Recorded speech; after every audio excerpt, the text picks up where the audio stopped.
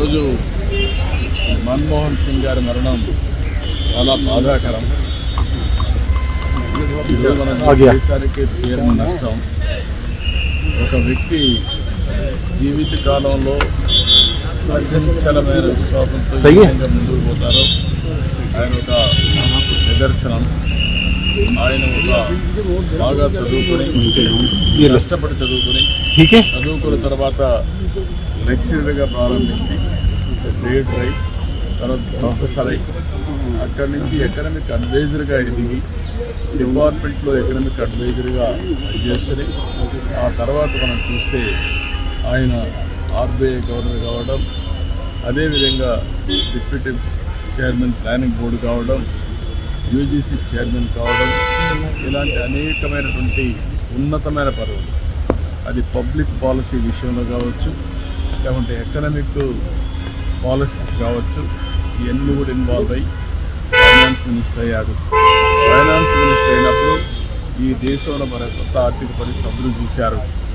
ఆ రోజు మనకు కావాల్సినటువంటి ఇంపోర్ట్ చేసుకోవాలంటే ఫారిన్ ఎక్స్చేంజ్ లేని పరిస్థితిలో ఎకనామిక్ రిఫార్మ్ తీసుకొచ్చారు. ఒక దిశ నిర్దేశించారు. అదే కాకుండా దేశానికి దూరదృష్టితో ఎకనామిక్ రిఫార్మ్ తీసుకొచ్చి దానివల్ల ఈరోజు మనందరం మాట్లాడుకునే భారతదేశం గ్రేట్ నేషన్ అవుతుందంటే ఆ రోజు ఆయన తీసుకున్న రిఫార్మ్స్. ఆయన ప్రధానమంత్రిగా మీరు చూస్తే అతి ముఖ్యమైనటువంటి 4 పబ్లిక్ పాలసీ తీసుకొచ్చాడు.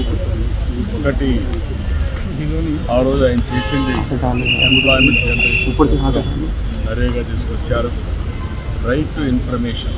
ఈరోజు మనందరం కూడా ఇన్ఫర్మేషన్ ఏది కావాలో తీసుకుంటామంటే ఆ రోజు రైట్ టు ఇన్ఫర్మేషన్ తీసుకొచ్చారు.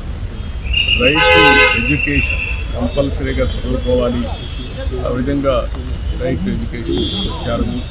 ఈరోజు యూఏఐడి కింద ఆధార్ ఏదైతే అథెంటికేషన్ ఉందో అది ఎక్కడ కూడా ఏమాత్రం కూడా ప్రభుత్వం ఖర్చు పెట్టే డబ్బుల్లో ఫ్రాడ్ లేకుండా చేయగలిగారంటే అది ఒక పెద్ద అసత్తుగా చేయగలిగారు. ఇలాంటి వినూత్నమైన పాలసీలు తీసుకొచ్చిన వ్యక్తి మన్మోహన్ సింగ్ గారు. ఎవరికి కూడా ఈ గౌరవం దక్కదు. ఒక అకాడమిషియన్, ఒక పాలిటీషియన్, ఒక ఎకానమిస్ట్, ఒక బ్యూరోక్రాట్, ఈ 4 కూడా సమర్థవంతంగా నిర్వహించిన వ్యక్తి, రాణించిన వ్యక్తి మన్మోహన్ సింగ్ గారు.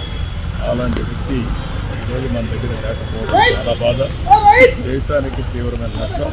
కానీ ఆయన ఐడియాలజీ శాశ్వతంగా ఉంటుంది. ఆయన ప్రారంభించిన రిఫార్మ్స్ శాశ్వతంగా ఉంటాయి. ఈ రిఫార్మ్స్ ముందు తీసుకోవాల్సిన బాధ్యత ప్రజల మీద ఉంటుంది.